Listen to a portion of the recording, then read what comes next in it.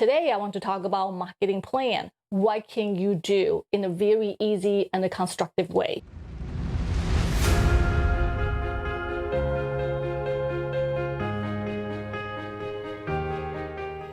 Hi, this is Pam Didner here. I am a B2B marketing consultant, author, and a speaker. Today, I want to finish the last part, which is part 3 of how to create the best marketing plan for 2021. If you haven't seen part 1 and part 2, you can see the video links in the description below, so check them out. If you have watched them, let's get started on part 3, 7 key elements of a marketing plan. And number 5 is basically what are the number of the channels that you want to use or campaigns that you will do to actually promote your plans. Obviously, every one of you are using multiple channels to amplify and also market, communicate, engage with your customers. It's very important to categorize the channels that your management and also your internal stakeholders can understand. And this is one way of doing it, right? So if you have many channels that you use to actually market, to do go-to-market for your products and services, you can categorize them into paid media categories, owned media, earned media, and the paid social. And owned media is basically your own platform that you can control, like your website, your community, your email list, your mobile app, right? Your blog, right? Your own events for your customers, your catalog, basically things that you can control. It's your platform. You can control the messagings. You can control how you're going to use the platforms. That's own media. So in general, whatever you do, you need to dial up and also expand your own media. Because like I said, that's what you can control. Pay media obviously is using third-party platforms, right? TV commercial, you're using third-party platform to amplify your message, sponsorship, banner ads, right? Customized pay ads, and the product placement, even mobile ads or any kind of ad placement on any other third-party platforms, they are all pay media. And earned media is you use Twitter, Facebook, LinkedIn to actually promote and your messages or the products. And the earn is basically using that platform kind of like a free tools. And the pay social is you using that social media platform. You do the pay advertising, right? So you have Twitter pay ads, Facebook pay ads, LinkedIn pay ads, etc. So now you help everybody understand that you are using many marketing channels to do marketing. And this is a great way to share what's new. In this specific slide, I talk about in terms of if you are doing something new, you can use this slide to actually share with your management. Hey, this is something we are going to launch in 2021, for example. We're going to have a community site. We are going to do our first TV commercial. We're going to do a mobile ads. Oh, by the way, we are going to have Amazon product pages. So identify what are the things they are new and you can share with them. And also tell them, hey, we are not just doing marketing as status quo. We are constantly thinking and think through that what are the things we can do differently. This is also a very good slide format. I want to share that if you have a very specific campaigns, for example, you have a product launch, and then you have a big campaigns. There's a pay media associated with it. You are writing tons of blog posts, and you are doing the PR interviews, and you also are attending multiple different events and to actually with your sales team. And if that's the case, it's nice to actually put some sort of campaign timeline for specific product launches. What are the things that you are doing, say, over 3 or 4 months period of time? I call that rolling thunder, right? What are some of the rolling thunder marketing output that you are doing one after another?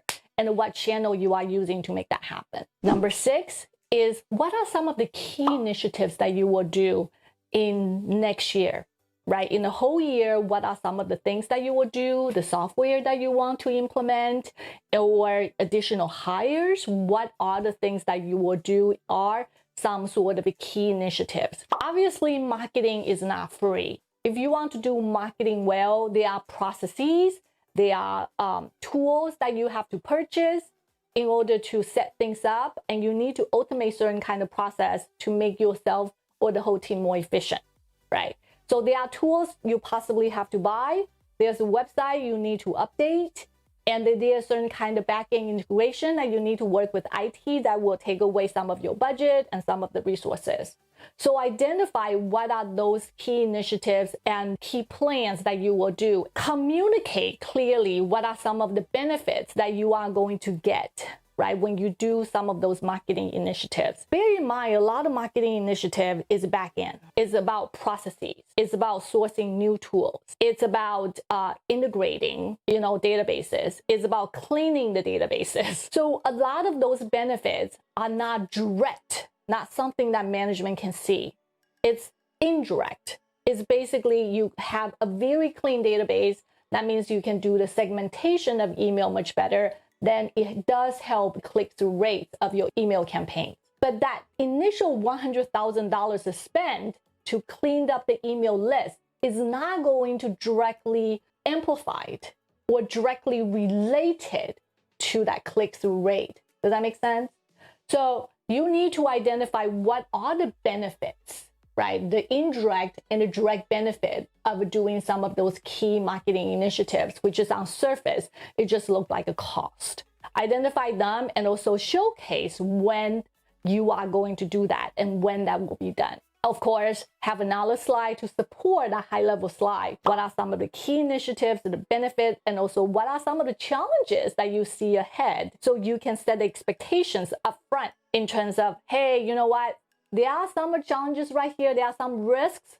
I want to call it out and make sure VPs and also CEOs, you are aware of it, right? So set that expectations up front. The last one is how much budget you need to make that happen. There are multiple ways to do budgets. You can do budgets by categories, by channels, by marketing functions, by events, right? There are many ways of doing marketing budget.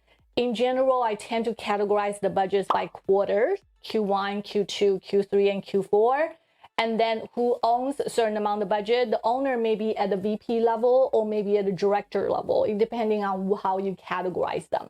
If you do have many channels and your team is very big, chances are that there's a laundry list. The list can be very long to categorize or capture majority of the marketing budget.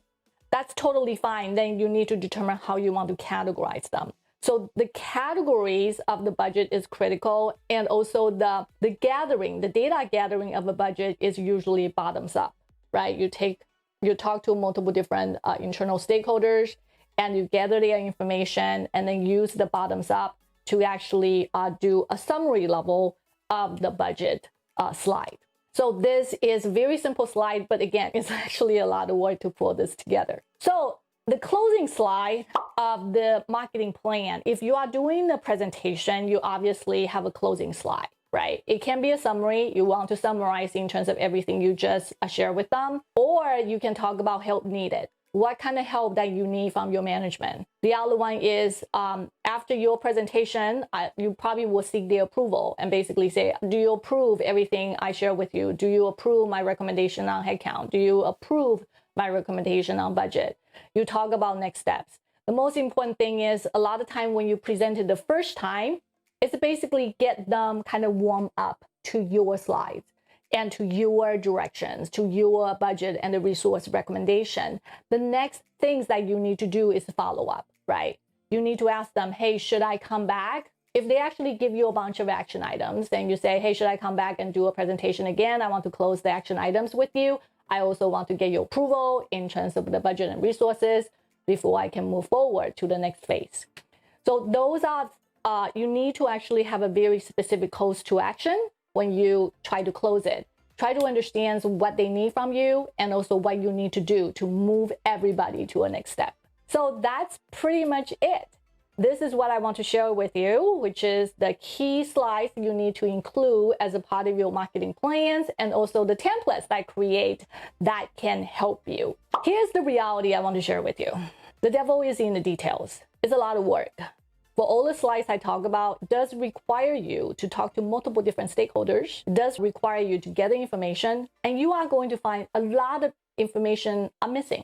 They don't have it. They may not have the messaging framework for the new product launches. They probably don't know when they are going to launch the product, somewhere between, I don't know, Q2 and Q3. You need to make assumption. That's the key. You need to make assumption and you document your assumptions on the slide and make that very clear. Hey, you know what? The product launches is going to happen between May and April. We don't know when. So you have a bar to showcase to cover that whole month. That's a potential or projected product launch timeline. Does that make sense? So you need to make a lot of assumptions and you will not have all the information you need. And that's the way it is. Seriously.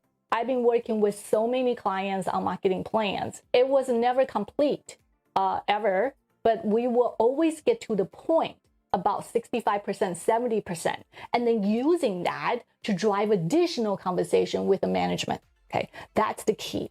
Okay, now you just finished watching the last 3 elements of making the best marketing plan for 2021. Which step do you think is most helpful? The 5th element, which is talking about the marketing channel summary, or the number 6 element, which is talking about the key initiative that you will do for the whole year, or number 7, that is your budget summary.